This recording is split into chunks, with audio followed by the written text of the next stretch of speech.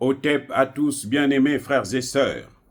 Nous allons vers une situation inédite que les Occidentaux ne maîtrisent pas, que les Occidentaux n'ont pas prévu, que les Occidentaux ne contrôlent pas vraiment au Sénégal. C'est la candidature d'un homme, Diomaye Faye.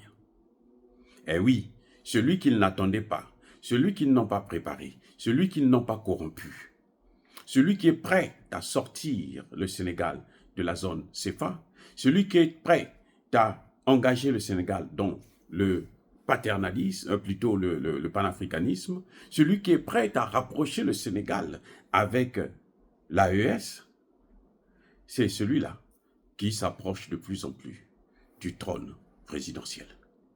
Monsieur Diomaye Faye est en prison. On l'empêche même de venir au contact de la population, de parler avec la population, d'expliquer lui-même son programme. Mais qu'est-ce qui se passe? On constate que dans la rue, c'est lui que les gens attendent. Donc, nous sommes prêts à voir, nous risquons de voir un homme qui part de la prison à la présidence. Eh oui, c'est ça ce qui se profile à l'horizon. Et ça, ce sera une grande première. Ah oui, la population préfère Diomaye Faye parce que on pense que il est la personne la mieux placée pour diriger le Sénégal. Vraiment, moi, je le soutiens, c'est clair, parce que je sais que lui, pour l'instant, il n'est pas encore rentré dans le jeu de l'OTAN, de la France, Afrique et de tous ces paternalistes qui passent leur temps à dominer, comment dirais-je, la situation politique de nos pays, à contrôler au nom de la démocratie.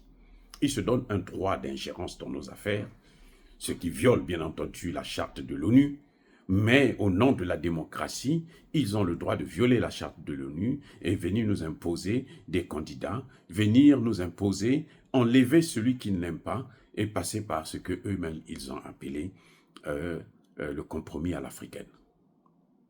Les deux principaux candidats de l'Occident, celui de la France, Karim Wade, et celui des Américains, à mon avis, Ousmane Sonko, sont écartés. Le second candidat de la France-Afrique, M. Amadou Ba, il n'a aucun espoir. Eh oui. En tout cas, ce que nous sommes prêts à voir au Sénégal, c'est un homme très discret, qui n'est pas vraiment connu. On entend seulement parler de lui, et qui a été la facilité, justement, présenté, introduit à la jeunesse sénégalaise par Ousmane Sonko, donc qui prend l'aura d'Ousmane Sonko, qui prend toute cette jeunesse qui suivait Ousmane Sonko avec lui, eh bien c'est lui qui est prêt à prendre le pouvoir. Sauf si, bien entendu, Macky Sall veut donner un dernier coup de marteau pour essayer encore de transformer les choses en sa faveur ou en la faveur d'un candidat de la France-Afrique. Mais ce sera très difficile parce que Macky Sall a pris cette décision à contre-cœur.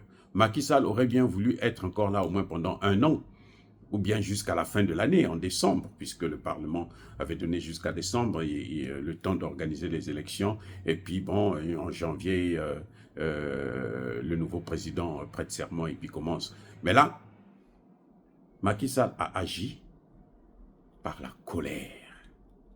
Parce que ceux qu'il a voulu servir là, se sont servis de lui. Et ils l'ont humilié. Ils l'ont humilié avant même d'obtenir ce qu'il cherchait. C'est là maintenant que Macky Sall était obligé d'organiser les élections à la va-vite, dans les plus brefs délais. C'est pour ça que, parce que M. Macky Sall, au moins, il faut le reconnaître, est un homme digne. Pour sa dignité, je dis bien pour sa dignité, il a préféré partir dans l'immédiat, le plus rapidement possible, en respectant la Constitution. C'est pour sa dignité. Parce qu'on l'a tellement sali sur les chaînes occidentales, alors que c'était eux qui l'avaient manipulé. On l'a tellement sali qu'il se venge, il organise les élections vite fait. Et il ne favorisera pas Amadouba. Non. Ne comptez pas sur Macky Sall pour aider Amadouba. Je ne pense pas. Et d'ailleurs, s'il a organisé les élections en mars, le 24, dans une semaine, c'est parce que, écoutez bien, c'est parce que